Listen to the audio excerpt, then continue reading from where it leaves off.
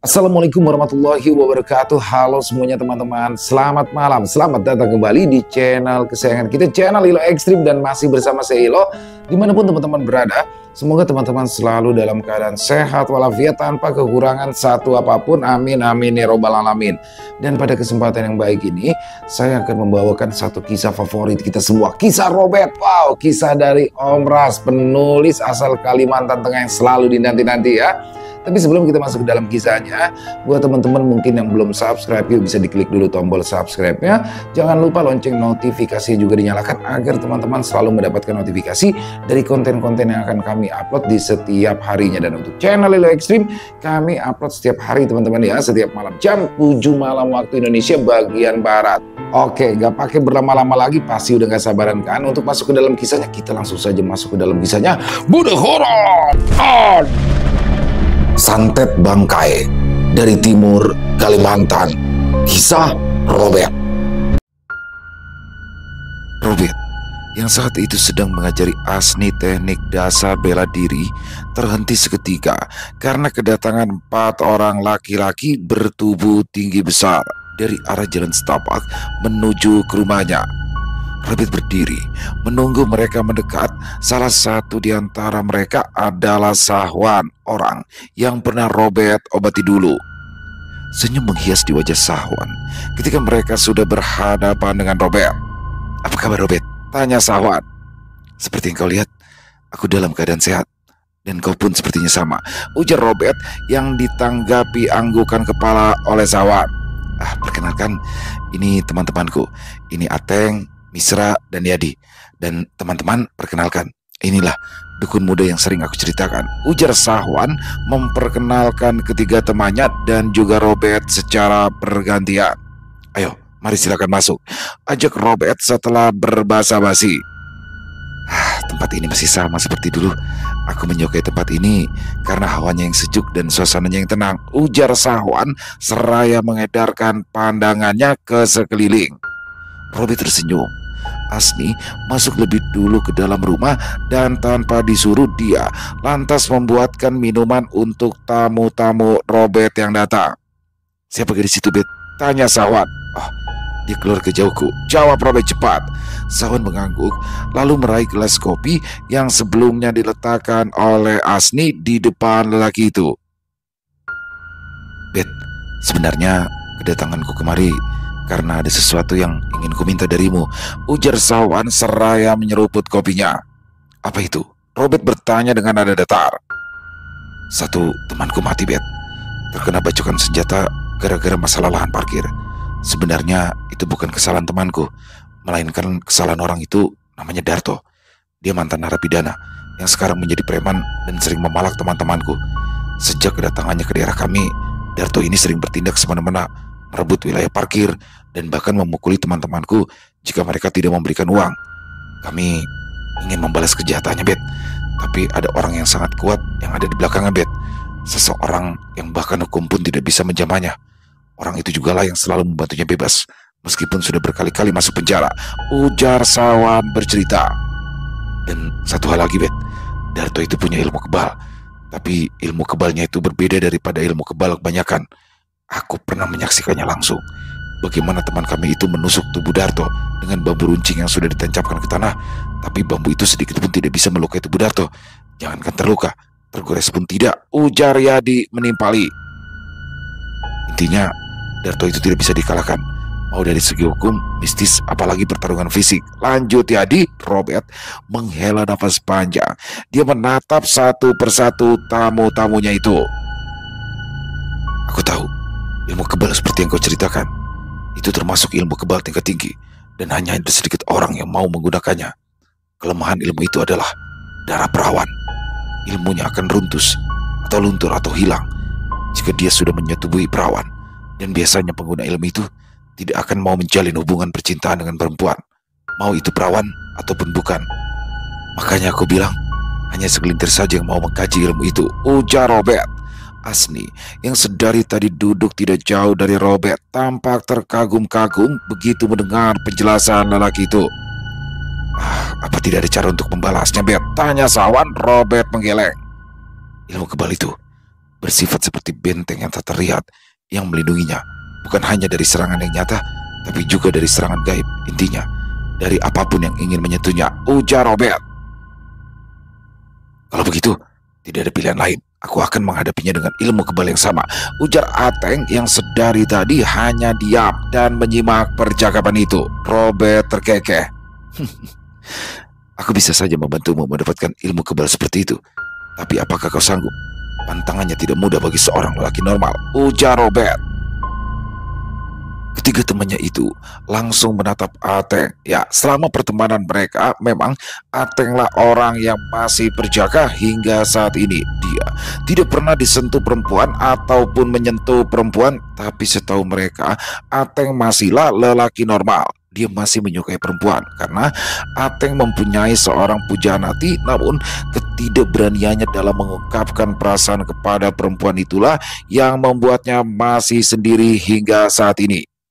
Ya, meskipun Ateng berbadan besar, bertato dan juga kekar, dia justru sangat pengecut jika sudah berhadapan dengan makhluk yang bernama perempuan. Apa kau yakin, Teng? Tanya Sawan. Ateng mengangguk dengan mantap. Kalau ku dapatkan ilmu itu, aku tidak perlu takut lagi. Aku akan bisa melindungi kalian semua. Tapi nanti kan kau tidak akan bisa menikah, Teng. Menikah dengannya pun tidak masalah jika memang kami berjodoh. Robert tersenyum. Aku beri kau waktu 3 hari untuk berpikir. Kalau kau tetap yakin dengan keputusanmu, maka aku akan membantumu, ujar Robert. Terima kasih, Robert. Tapi aku tidak perlu waktu selama itu untuk berpikir. 3 hari, 4 hari, 5 hari, atau bahkan jika kau beri waktu 1 tahun pun, aku tetap akan membuat keputusan yang sama. Aku tetap ingin mendapatkan ilmu itu untuk melindungi teman-temanku. Baik, aku akan membantumu, ujar Robert. Sesaat ruangan itu hening, hanya helaan nafas mereka yang terdengar. Butuh 41 hari untuk Balampah di tempat yang jauh di dalam hutan. Aku tidak akan menemanimu. Aku hanya akan memberitahu tata caranya saja. Kau sendirilah yang harus melakukannya, ujar Robert memecah keheningan. Baik, aku siap melakukan semua perintahmu. Tidak, ini bukan perintah. Yang akan aku beritahu padamu ini adalah tata cara agar kau bisa bertemu dengannya untuk meminta ilmu kebal itu, ujar Robert cepat. Lalu kemudian Robert mengajak Ateng untuk masuk ke dalam ruangan ritualnya. Asni menatap ketiga lelaki itu yang terlihat berbisik satu sama lain, entah apa yang mereka bicarakan. Di sore harinya, barulah mereka semua berpamitan pada Robert. Kak, panggil Asni seraya melangkah mendekati Robert yang saat itu sedang berada di teras. Ya, kau Robert punya ilmu kebal seperti yang mereka ceritakan itu? Tanya Asni. Raut wajahnya menunjukkan rasa ingin tahu yang besar, membuat Robert tersenyum kala melihatnya. Tidak, jawab Robert singkat seraya mengalihkan pandangannya ke halaman rumah. Lalu, kenapa belum nikah? Aku pikir Kak Robert memiliki ilmu kebal itu, makanya Kak Robert memutuskan untuk tidak menikah, ujar Asni pelan. Dia takut ucapannya menyinggung lelaki yang sudah sangat baik padanya itu. Belum bertemu jodoh, ucap Robert lalu masuk ke dalam rumah. Aku mau jadi jodoh Kak Robert, asalkan Kak Robert mau menunggu hingga usiaku 20 tahun. Aku siap menikah, ujar Asni tanpa ragu. Robert kaget kala mendengar ucapan gadis itu. Apa dia tidak salah dengar? Hus, jangan bicara seperti itu. Kau hanya akan menciptakan kecanggungan di antara kita. Lagi pula, aku sudah menganggapmu seperti adikku. Jalan hidupmu masih panjang. Jangan menjatuhkan pilihan pada lelaki sepertiku. Suatu hari nanti, kau akan menemukan lelaki yang lebih baik, yang hanya akan mengajarkan kebaikan padamu, ujar Robert serius. Aku serius? Aku menyukai Kak Robert. Selama ini, aku tidak pernah merasakan perhatian dan kasih sayang yang tulus seperti yang Kak Robert berikan padaku. Jujur, aku tidak pernah merasakan kasih sayang seorang ayah. Dan saat aku diperlakukan dengan penuh perhatian dan kasih sayang oleh kakak, aku tidak ingin kehilangan kasih sayang itu. Aku mohon Kak, tunggulah aku beberapa tahun lagi, ucap Asmi. Robert tidak menanggapi. Dia lantas berjalan ke dapur untuk memasak. Kak Robert, sudah, jangan membahas itu lagi. Aku yakin kau pasti akan menyesal pernah mengatakan itu, ujar Robert. Aku tidak akan pernah menyesal menyukai Kak Robert. Bocah ini, sungut Robert. Di malam harinya, Robert tidak bisa memejamkan mata karena terus memikirkan perkataan Asni. Bagaimana dia akan bersikap pada gadis itu selanjutnya? Apakah dia harus memperlakukan Asni seperti dia memperlakukan Rowan? Tidak, itu terlalu kasar untuk seorang gadis muda seperti Asni. Helaan nafas Robert terdengar tak beraturan. Dia berusaha untuk memejamkan mata, namun tak bisa. Apa mungkin aku terlalu lembut? Makanya sampai membuat dia menyukaiku. Tapi perlakuanku pada Meranti pun sama seperti itu. Dan Meranti tidak sampai menyukaiku. Bocah itu benar-benar membuatku jadi serba salah. Robert membatin. Sementara itu di rumah Abang Nanjan, terlihat Rowan sedang memakan singkong bakar bersama Nanjan di teras rumah dengan ditemani seteko kopi panas. Anggaplah ini sebagai jamuan perpisahan untukmu, Wan, ujar Nanjan membuka percakapan. Rowan tersenyum. Pikirannya seketika melayang memikirkan kalau dia akan berangkat ke perusahaan besok hari. Baik-baik nanti di sana ya. Jangan menggunakan kemampuanmu untuk menyakiti orang lain. Dunia kerja itu biasanya memang tidak selalu enak. Pasti ada saja rekan yang bertingkah. Tapi walau bagaimanapun, sebisa mungkin tahanlah emosimu, ujar Abang Nanjan memberikan nasihat. Rowan mengangguk. Terima kasih untuk nasihatnya, Mang. Tapi aku tidak akan diam saja kalau aku diinjak-injak. Aku ini punya harga diri, Mang. Lagi pula prinsipku selama ini, kalau orang menjual, pastilah akan aku beli. Aku tidak bisa bersikap seperti ayam jantan yang kehilangan taji, ujar Rowan. Abang Nanjan terkekeh. Darah muda memang begitu. Dulu, waktu aku seumuranmu, aku pun juga begitu. Tapi saat kau sudah berada di usiaku sekarang, kau pasti akan menyesalinya, ujar Nanjan. Rowan terdengar menghela nafas panjang, kepalanya menengadah menatap langit malam itu. Di pagi harinya, Robert keluar dari dalam kamarnya dengan raut wajah yang tampak lelah. Kak Robert, mau aku buatkan kopi atau sarapan dulu? Tanya Asni seolah seperti tak terjadi apa-apa. Robert menatap gadis itu sesaat. Bisa-bisanya dia bersikap seolah tidak pernah terjadi apa-apa setelah membuatku tak bisa tidur semalaman, gerutu Robert. Namun itu hanya diucapkan di dalam hati. Kak Robert, panggil Asni membuyarkan lamunan Robert. Iya, buatkan saja, ucap Robert seraya melanjutkan langkahnya menuju teras dapur. Robert mendongakkan kepalanya, menatap langit yang tampak mendung. Sepertinya cuaca sudah mulai memasuki musim hujan. Sebelum hujan turun, terlebih dulu Robert menyusun semua ember dan juga baskom untuk menampung air hujan. Tidak berapa lama kemudian, rintik hujan mulai turun. Robert segera turun ke tanah untuk menutupi kayu-kayu yang sebelumnya ia jemur di halaman rumah. Kayu-kayu itu tidak boleh sampai basah karena kayu-kayu itulah yang akan mereka gunakan untuk memasak. Setelah selesai menutupi kayu-kayu tersebut menggunakan terpal, Robert berniat untuk sekalian mandi. Dia tidak ke sungai, melainkan menggunakan air bersih yang sudah tersedia di teras dapurnya. Asni, panggil Robert pada Asni yang sedang menatapnya dari dalam. Iya kak, tolong ambilkan handuk di kamarku. Baik kak, tunggu sebentar ya. Tidak berapa lama, Asni langsung memberikan handuk yang diminta oleh Robert tadi. Terima kasih, ucap Robert lalu masuk ke dalam rumah. Asni? Iya kak. Robert menatap gadis itu dengan serius. Tidak, bukan apa-apa, ujar Robert kemudian. Robert mau membahas yang aku katakan semalam. Kakak sudah memikirkannya. Jadi kakak mau menungguku? Tanya Asni bersemangat. Nasi yang sudah masuk ke mulut Robert nyaris saja tersembur keluar. Untung saja dia dengan cepat menutup mulutnya, yang kemudian membuat Robert terbatuk. Asni tergelak. Kemudian dengan sigap ia menyodorkan segelas air putih untuk Robert. Aku heran, bocah zaman sekarang sudah pandai memikirkan jodoh. Padahal aku waktu seusiamu dulu masih sering mandi di sungai bersama teman-temanku. Kami bahkan masih saling mengejek nama ayah masing-masing, ujar Robert. Bohong, mana mungkin lelaki setampan Robert ini tidak pacaran. Lagi-lagi Robert terbatuk. Dia segera meraih gelas berisi air di hadapannya, kemudian menenggak habis air di dalamnya hingga tak bersisa. Andai saja yang ada di hadapannya itu adalah laki-laki, mungkin sudah Robert jitak dahinya sampai benjol, tapi itu tak bisa dilakukan karena Asni adalah seorang perempuan. Meskipun Robert berjuluk dukun santet yang bengis, tapi tak ada dalam kamus hidupnya untuk menyakiti seorang perempuan. Menurutnya, bukanlah laki-laki namanya jika berani bermain tangan dengan perempuan yang lemah. Berhentilah membicarakan hal-hal yang tidak masuk akal seperti itu. Sebenarnya tadi aku ingin mengatakan, kalau memang kau ingin melanjutkan sekolah, aku bisa membantu membiayai sekolahmu hingga sampai ke bangku kuliah. Tapi aku urungkan, karena aku sadar kau itu hanyalah anak yang kabur dari rumah, berkas-berkas untuk mengurus sekolahmu saja masih berada di rumah orang tuamu, ujar Robert. Asni terdiam, wajahnya yang tadi ceria kini berubah menjadi sedih. Alis Robert berkerut.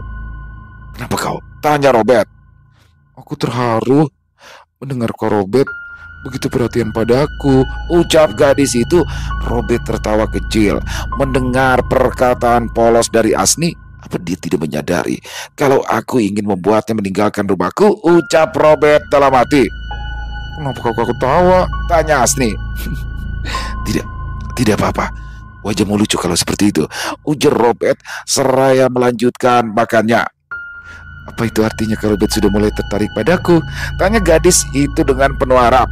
Hah, ngaco, ujar Robert seraya beranjak. Dia sudah selesaikan makannya. Entah kenapa tekstur makanan hari itu terasa seperti batu dan kerikil saat melewati tenggorokan. Dia seringkali tersedak karenanya. Kak Robert, panggil Asni. Saat Robert menoleh, gadis itu lalu berkata, aku tidak akan menyerah sampai aku mendapatkan hati Kak Robert. Tunggu saja, aku pasti akan mendapatkannya, ujar Asni dengan raut wajah serius. Robert hanya geleng-geleng kepala. Dia sama sekali tidak menanggapi perkataan gadis itu. Yang ada dalam pikiran Robert saat itu justru bagaimana cara untuk membuat Asni berhenti menyukainya.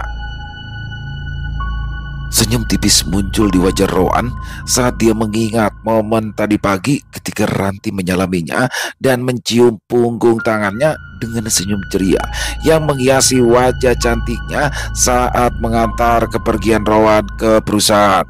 Lamunan Rowan buyar ketika seseorang menepuk pundaknya. Rupanya mereka sudah sampai di area perusahaan yang akan menjadi tempat Rowan bekerja. Begitu kakinya menginjak tanah di tempat itu, Rowan langsung tertegun.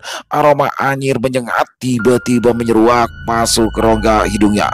Tidak jauh dari tempatnya berdiri, Rowan melihat sosok dengan wajah dan sebagian tubuh yang sudah hancur sekilas menyerupai daging giling. Pemuda itu menarik nafas dalam. Pantas saja aroma anyir itu begitu menyengat. Ternyata sumber bau itu berdiri sangat dekat dengannya. Ron tidak menghiraukan keberadaan sosok tersebut. Dia tidak peduli bagaimana cara si sosok mati hingga bisa jadi seperti itu. Baginya itu tidaklah penting. Kala itu hujan sudah berhenti, namun langit masih tampak gelap. Begitulah kalau sudah masuk di musim penghujan di desanya. Robert sedang mengukir kayu yang akan dijadikan sebagai gagang dan sarung untuk barangnya, sementara Asni sedang menulis di sebuah buku yang sebelumnya Robert belikan untuknya. Asni memang pernah mengatakan kalau dirinya hobi menulis. Entah apa yang dia tulis, Robert pun tak pernah tahu. Robert tersenyum kalau merasakan pertanda jika ada orang yang akan datang ke rumahnya. Udara dingin kian menusuk tulang. Saat itu, Robert masih melanjutkan aktivitasnya mengukir kayu untuk sarung barang. Sementara Asni sudah terlelap tidur. Tok tok tok. Tok tok tok. Suara ketukan di pintu memecah keheningan malam itu. Robert langsung beranjak untuk membuka pintu. Terlihat ada 3 orang berdiri di sana.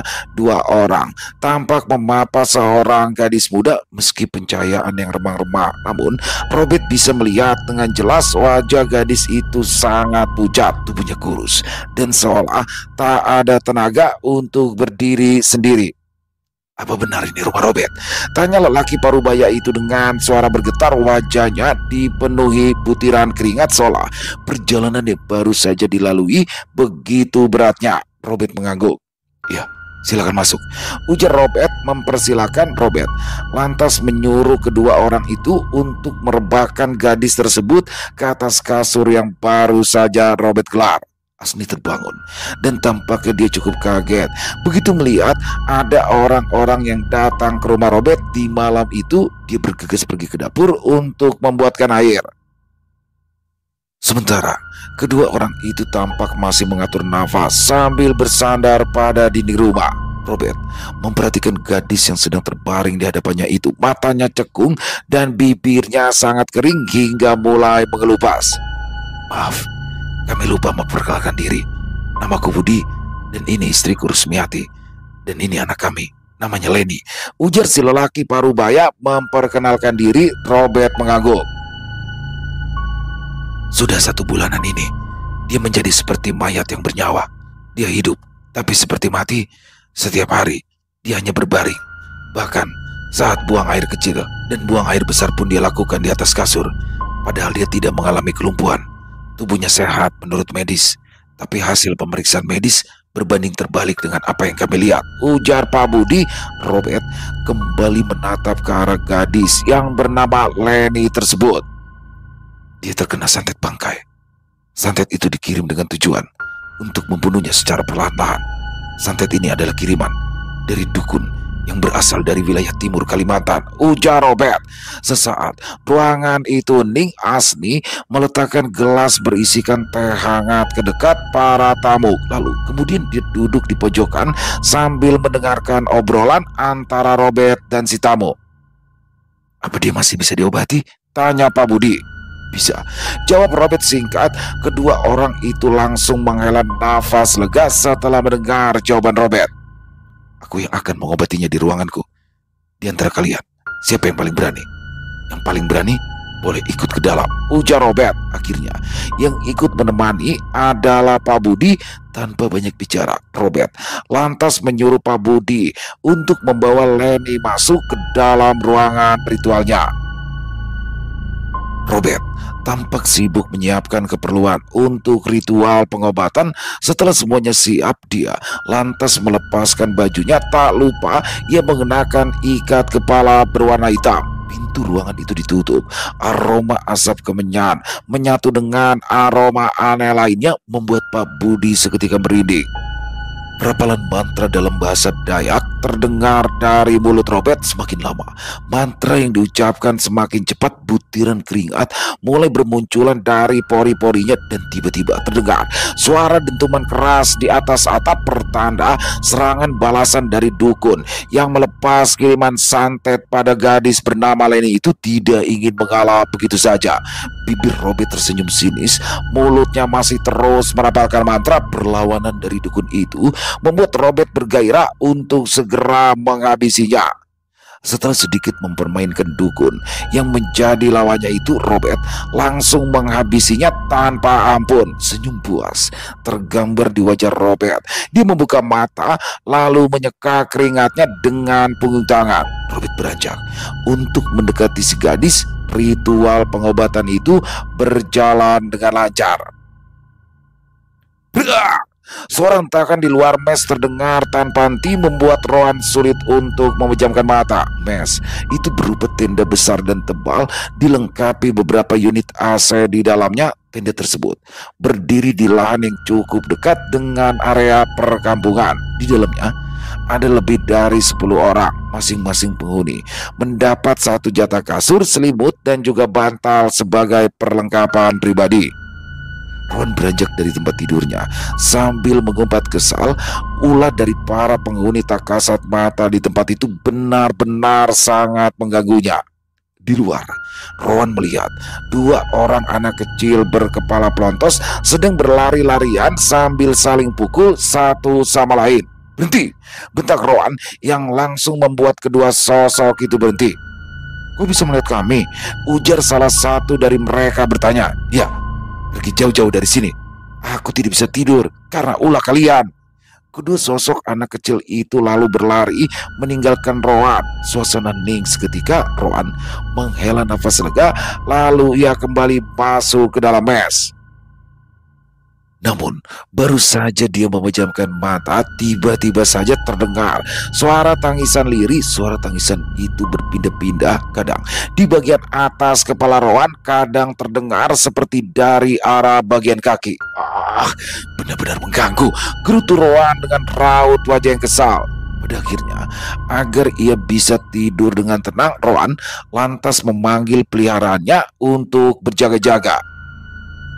Sementara itu di tempat Robert membantu mengangkat tubuh Lenny keluar dari ruangan itu. Dia juga meminta agar Lenny dan orang tuanya tetap berada di sana selama 3 hari, karena di hari ketiga adalah penuntasan untuk ritual pengobatan bagi Lenny. Santet itu sudah aku pulangkan pada orang yang mengirimkannya. Sekarang ini tinggal pemulihan, dan nanti di akhir aku akan memegarinya, ujar Robert. Apa kami boleh tahu siapa pelakunya? Tanya Pak Budi. Pelakunya laki-laki, perawakannya tinggi dan kurus, memiliki tai lalat di pipi sebelah kanan, usianya pertengahan 30 tahunan, jawab Robert. Ciri-ciri itu mirip seperti Sidik, ujar Rusmiati seraya menatap suaminya. Pak Budi mengangguk. Kami pernah terlibat masalah dengan seorang laki-laki, namanya Sidik. Dia duda beranak 1. Anaknya masih kecil-kecil. Dia bercerai dengan istrinya karena ditinggal istrinya selingkuh. Setelah bercerai, laki-laki itu sering berkunjung ke rumah kami, dan dia juga sempat mengutarakan niatannya untuk memperistri Lenny pada kami. Pada awalnya, kukira antara Lenny dan laki-laki itu memang ada hubungan yang spesial. Makanya, saat dia datang, kami selalu menerimanya dengan tangan terbuka. Tapi rupanya, setelah aku tanyakan kepada Lenny, ternyata Lenny tidak pernah berkenalan secara pribadi dengan si Sidik. Lenny juga kaget begitu dia tahu kalau ternyata dia sudah dilamar. Lenny marah-marah pada kami, mengira kamilah yang menjodoh-jodohkannya dengan laki-laki itu. Dan saat Sidik datang ke rumah kami lagi, dengan penuh kemarahan, Lenny memarahi laki-laki itu habis-habisan. Waktu itu, Sidik hanya tersenyum menanggapi kemarahan Lenny yang meledak-ledak. Kami yang merasa tidak enak atas perlakuan Lenny padanya langsung meminta maaf. Tapi ada satu hal yang membuat aku ikut emosi. Laki-laki itu justru semakin gencar mendekati Lenny. Dia bahkan sering menemui Lenny di luar rumah. Kesannya seperti dia terus mengikuti Lenny, dan itu terus saja terjadi. Sudah aku peringatkan untuk tidak muncul di dekat anakku lagi, tapi dia tidak mau mendengarkan. Hingga akhirnya Lenny hilang kesabaran, dan ia memaki laki-laki tersebut dengan sangat kasar di depan umum. Tidak hanya itu, tidak hanya memaki, Lenny juga sampai meludahi laki-laki itu. Cerita Pak Budi panjang lebar. Robert menghela nafas panjang. Matanya menatap Asni yang tampak duduk diam sambil mendengarkan obrolan itu. Ya, aku bisa memahami perbuatan Lenny yang meludahi laki-laki itu. Pasti dia merasa sangat terganggu dengan perbuatan laki-laki tersebut yang terus memaksakan perasaannya. Aku pun kalau berada di posisi itu tentu akan merasa risih, ujar Robert. Asni yang mendengar perkataan Robert itu lantas menatapnya. Terima kasih, Nak Robert. Terima kasih untuk tidak menyalahkan Lenny. Robert tersenyum. Robert mengatakan itu untuk menyinggungku ya? Tanya Asni pada Robert yang baru saja pergi ke dapur. Mengatakan apa? Tanya Robert bingung. Itu yang semalam itu. Itu tidak. Aku tidak bermaksud menyinggungmu, tapi kalau kau merasa tersinggung, baguslah, ucap Robert dengan suara setengah berbisik di akhir kalimat. Syukurlah kalau begitu. Aku lega karena Robert ternyata tidak risih karena perasaanku pada Kak Robert. Robert menarik nafas panjang, ingin rasanya dia mengatakan, ya, aku risih kamu menyukai aku. Aku risih disukai anak kecil sepertimu. Tapi apalah daya, perkataan itu hanya bisa ia katakan di dalam hati saja. Melihat wajah polos gadis itu membuat Robert tak tega untuk berucap hal yang akan menyakiti hatinya. Setelah membasuh wajahnya, Robert lalu berjalan ke teras depan. Terlihat Ibu Rusmiati sedang mengelus-ngelus rambut Lenny, sedangkan Pak Budi duduk melamun di teras rumah. Robert berjongkok memperhatikan gadis itu. Ia terlihat banyak mengeluarkan keringat. Apa semalam dia sudah bangun? Tanya Robert pada Ibu Rusmiati. Subuh tadi sekitar pukul 4 dia bangun dan memanggil-panggilku. Aku sangat bersyukur Lenny sudah mulai bicara lagi. Terima kasih banyak ya nak Robert. Robert mengangguk, bibirnya tersenyum. Dia akan kembali sehat dalam waktu beberapa hari. Ibu tenang saja, ujar Robert. Ibu Rusmiati mengangguk dengan bibir tersenyum. Saat Asni datang dan membawakan minuman, Robert langsung beranjak keluar. Kak Robert, mau dibuatkan kopi sekarang atau nanti? Tanya Asni setelah ia meletakkan minuman untuk tamu Robert. Ya, buatkan saja, jawab Robert sebelum melangkah keluar pintu. Suasana di sini benar-benar nyaman dan tenang ya, ujar Pak Budi ketika Robert duduk di dekatnya. Robert mengangguk. Iya, ayahku dulu yang membangun rumah ini di sini karena katanya supaya peliharanya tidak mengganggu para tetangga. Tapi sebenarnya itu alasan kedua. Sebab yang aku tahu sebenarnya adalah ayahku memang menyukai tempat-tempat sepi seperti ini, ucap Robert. Pak Budi pun mengangguk. Dari siapa bapak tahu rumahku? Tanya Robert setelah beberapa saat terdiam. Oh, dari para pemuda pasar yang sering membantuku. Katanya tidak lama ini dia pernah kemari untuk meminta penglaris, jawab Pak Budi. Oh, dia ya, gumam Robert dengan kepala mengangguk. Dari arah jalan setapak terlihat Sideng datang dengan menenteng beberapa ekor ikan. Beb, kamu ikan? Tanya Sideng setelah dekat. Ya, bawa saja masuk ke dapur, jawab Robert. Sideng tersenyum lebar setelah ia mendengar jawaban dari Robert. Dengan langkah cepat ia berjalan ke arah teras dapur. Inikah kopinya? Ujar Asni. Hei, ambil uang di dalam lemariku, berikan pada Sideng, ujar Robert seraya menerima segelas kopi yang Asni berikan. Kok, tadi kulihat Kak Sideng membawa ikan pipi. Bolehkah ikan pipinya ku buat otak-otak? Tanya Asni. Boleh, buatlah. Kalau ada bumbu-bumbu yang kurang, suruh saja Sideng mencarinya, ujar Robert. Yes, makasih ya Kak Robert. Setelah Asni masuk ke dalam rumah, Robert dan Pak Budi pun kembali melanjutkan obrolan. Sementara itu di tempat Rowan, Iu berdiri di antara barisan para karyawan yang mengenakan seragam kerja berwarna orange yang dominan. Di depan sana terlihat beberapa orang yang sedang melakukan briefing pada seluruh karyawan. Sesekali mata Rowan tertuju ke arah dua anak kecil berkepala plontos yang masih terus berlarian ke sana kemari. Sesaat setelah briefing selesai, hari baru Rowan pun dimulai. Hei anak baru, panggil seseorang saat Rowan sudah mulai bekerja. Ya, jawab Rowan singkat. Kau berasal dari mana? Tanyanya. Kenapa memangnya? Ujar Rowan balik bertanya. Tidak apa-apa, aku hanya ingin kita saling kenal. Karena kami di sini semua saling mengenal dan saling menjaga satu sama lain. Kau sudah menjadi bagian dari kami dan kau wajib memperkenalkan dirimu pada kami semua. Rowan terdiam sesaat, lalu kemudian ia memperkenalkan diri pada rekan-rekan kerjanya itu. Baiklah Rowan, selamat datang dan selamat bergabung. Moto kita di sini adalah saling menjaga satu sama lain. Jadi hidup kebersamaan, ujar orang itu sambil mengangkat tangannya tinggi-tinggi. Rowan tersenyum. Ternyata dunia kerja itu tidak semenyeramkan yang dikatakan oleh Amang Nanjar, pikirnya. Di rumah Robert, Leni, gadis itu terlihat sedang makan sambil disuapi oleh ibunya. Enak Kak? Tanya Asni ketika melihat Robert terus memandangi Leni. Iya, tidak kusangka kau ternyata pintar memasak, puji Robert. Asni tersenyum senang, pipinya tampak merah merona mendapati pujian dari Robert. Untuk makan nanti, Kak Robert mau aku masakan apa? Tanya Asni. Namun belum sempat Robert menjawab, perhatiannya langsung teralihkan dengan pemandangan tubuh Leni yang mengejang dengan cepat. Robert segera beranjak dan membantu Bu Rusmiati.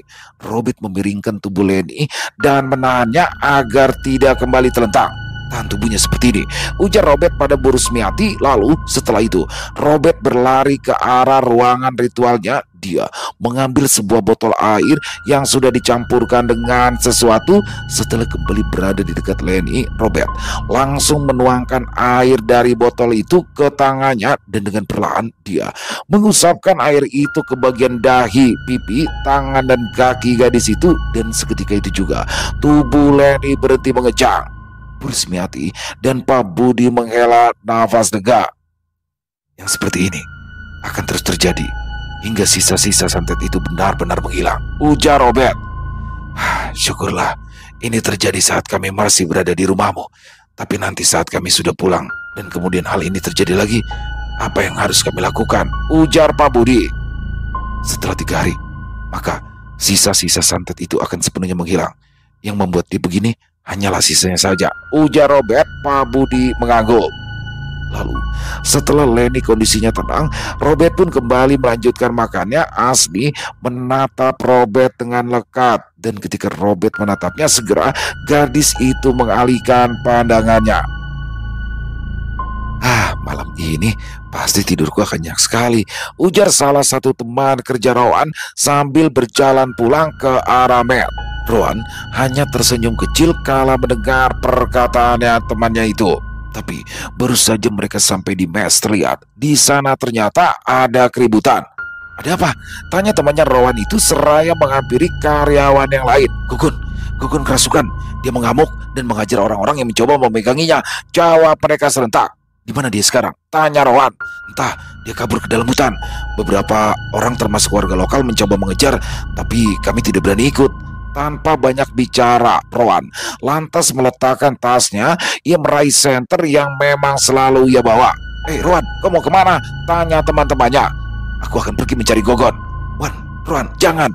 Hutan itu bahaya. Katanya di bawah tanah di hutan itu terkubur sesuatu yang bisa membuat orang yang menginjaknya akan celaka, ujar temannya itu seraya menahan tangan Rowan.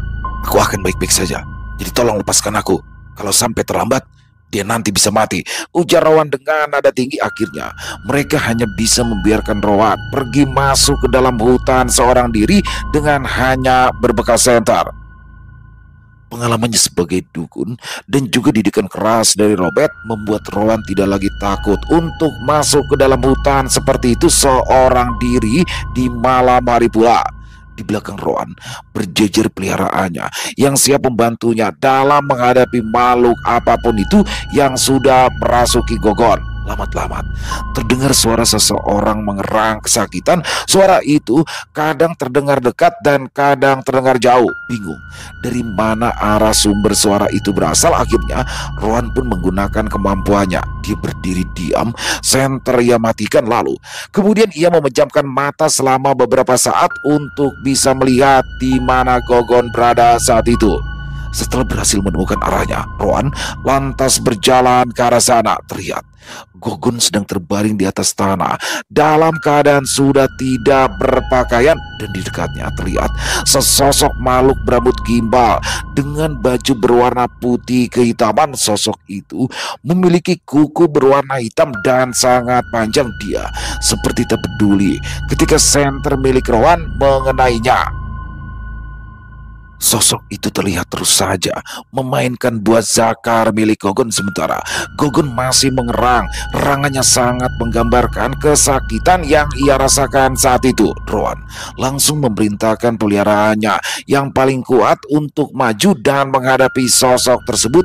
Dan ketika peliharaan Rowan maju, sosok itu langsung meringkik seperti kuda. Sosok itu tiba-tiba saja melompat ke atas pohon dan kemudian menghilang di kegelapan malam.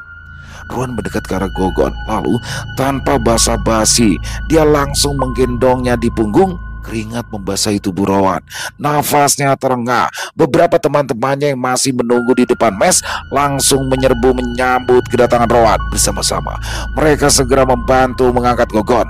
Tidak ada luka yang terlihat oleh mata, namun entah kenapa Gogon terus saja berteriak-teriak dan mengerang kesakitan, juga mengadu tanpa henti-hentinya.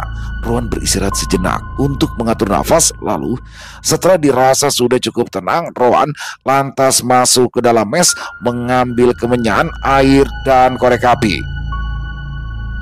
Dia menghidupkan bara api untuk membakar kemenyan. Setelah api menyala, seketika tercium aroma kemenyan yang menyengat. Angin tiba-tiba saja berembus dingin, membuat semua yang berada di sana merinding.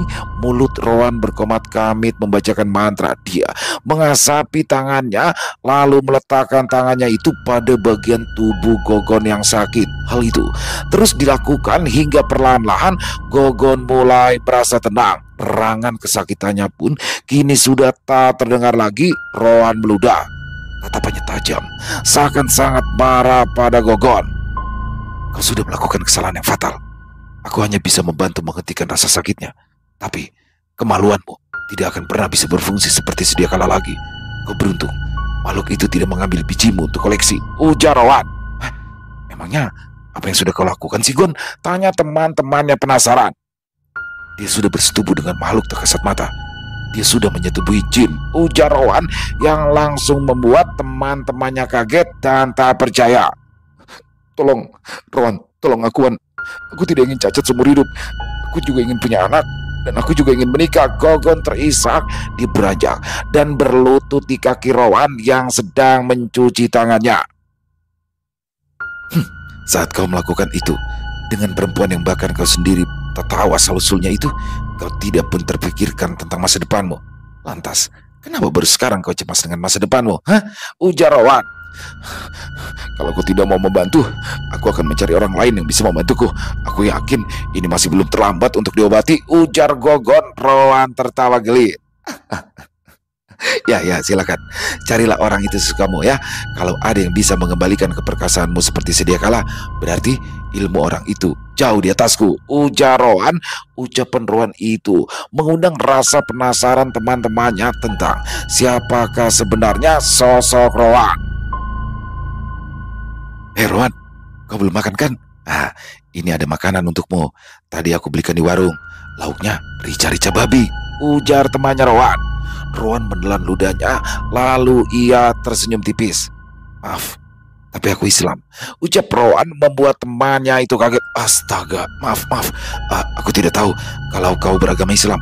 Aku pikir kau sama sepertiku, karena setauku di desamu itu mayoritas warganya beragama Hindu Keharingan. Ya, aku memang terlahir di keluarga penganut agama Keharingan, tapi sekarang aku sudah masuk Islam. Oh, si temannya itu mengangguk, lalu tangannya meraih bungkus makanan itu dengan cepat. Kau suka roti? Ini, aku punya roti isi babi. Kalau kau mau, astaga, roti isi babi. Bicara apa aku ini? Maaf. Rowan tertawa kecil. Memangnya kau mau menanyakan apa? Menanyakan sesuatu? Aku bisa menjawab pertanyaanmu tanpa harus disogok, ujar Rowan. Kemudian lelaki itu tertawa. Ia menggaruk-garuk kepalanya yang mungkin mendadak terasa gatal. Apa kau seorang dukun? Rowan terdiam sejenak. Ya, dulu sebelum aku masuk Islam, aku memang menggeluti ilmu hitam, terutama di bidang santet. Tapi sekarang aku usahakan untuk tidak lagi, karena itu adalah permintaan dari calon istriku. Kalau kau bisa menyantet orang, tentu kau juga bisa dong memelet seseorang, ya kan? Rowan mengangguk.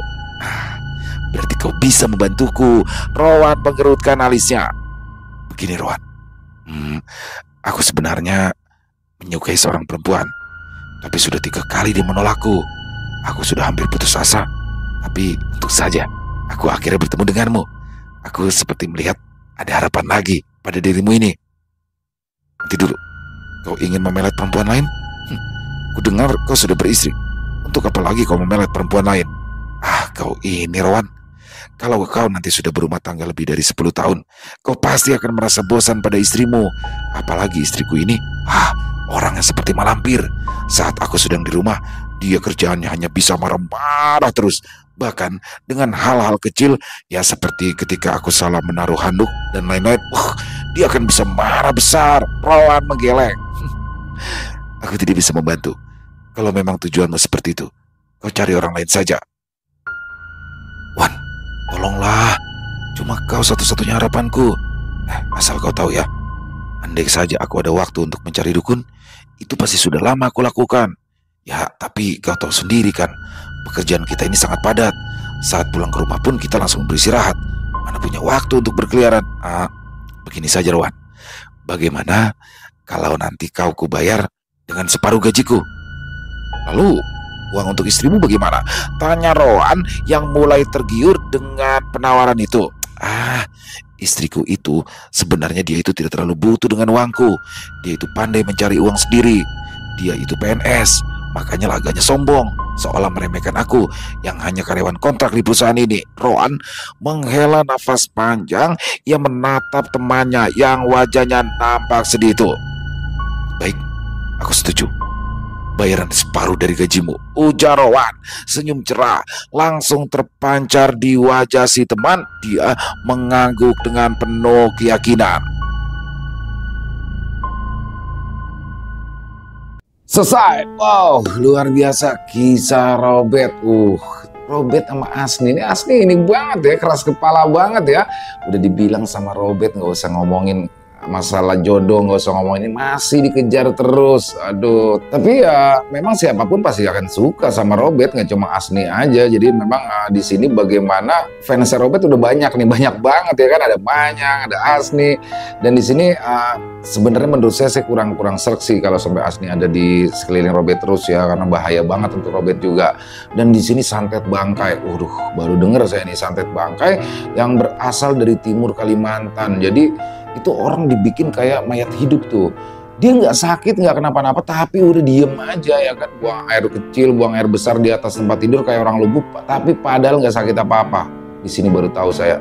Dan saya suka nih, bagaimana Rowan ya menyelamatkan temannya. Waduh, itu temannya parah banget tuh. Dia jadi lagi dielus-elus itunya itu sakitan loh, kesakitan, dan itu bahaya banget. Ternyata dia sudah sebelumnya ya, sebelum kejadian itu ternyata temennya itu sudah melakukan hubungan badan dengan jin sehingga efeknya seperti itu. Jadi beruntung itunya nggak hilang. Waduh, kalau sampai hilang ampun dah. Dan di sini tapi udah nggak normal lagi. Waduh, parah banget. Tapi di ending ya teman-teman ya, bagaimana Rowan akhirnya mau dengan iming-iming separuh gaji untuk melet orang. Waduh, kalau saya sih kurang setuju nih. Tapi asli semakin menarik bagaimana untuk lanjutan kisah Robert besok. Ditunggu ya Om Ras, jangan lama-lama untuk kisah Robert. Terima kasih Om Ras atas kiriman kisahnya yang luar biasa ini, dan semoga kisah barusan bisa menghibur teman-teman semua para pecinta penikmat horor misteri, lebih khususnya lagi kepada para subscriber dari channel ILO Extreme. Buat yang punya komentar lain bisa menuliskan di dalam kolom komentar ataupun hanya sekedar saling menyapa. Insya Allah kami akan menjawab satu persatu. Buat yang suka dengan videonya bisa diklik tombol like, tombol jempolnya, boleh juga dibantu di share ya link videonya ini ke teman-temannya yang lain agar juga ikut merasa terhibur. Dan sekali lagi buat yang belum subscribe, yuk diklik tombol subscribe, jangan lupa lonceng notifikasinya dinyalakan agar teman-teman selalu mendapatkan notifikasi dari konten-konten yang akan kami upload di setiap harinya. Dan oh iya, buat teman-teman yang mungkin punya kisah horor misteri ya yang mungkin berkenan dibawakan di channel kami, silakan bisa mengirimkannya ke nomor telepon kami yang ada di sini. Bebas ya, kirimannya boleh dalam bentuk tulisan, boleh dalam bentuk rekaman suara, senyamannya teman-teman aja. Dan buat teman-teman yang sudah mengirimkan kisah, kami ucapkan terima kasih. Di akhir kata, saya Ilham mengucapkan permohonan maaf apabila mungkin dalam pembawaan kisahnya barusan ada kata-kata saya yang salah ataupun ada kata-kata saya mungkin yang kurang berkenan. Saya mohon dibukakan pintu maaf yang seluas-luasnya. Sampai berjumpa lagi di konten-konten kami selanjutnya, yang pasti tidak kalah ngerinya, yang pasti tidak kalah seramnya, masih bersama saya Ilo di channel Ilo Extreme. Salam sehat, sukses selalu untuk kita semua. Wassalamualaikum warahmatullahi wabarakatuh.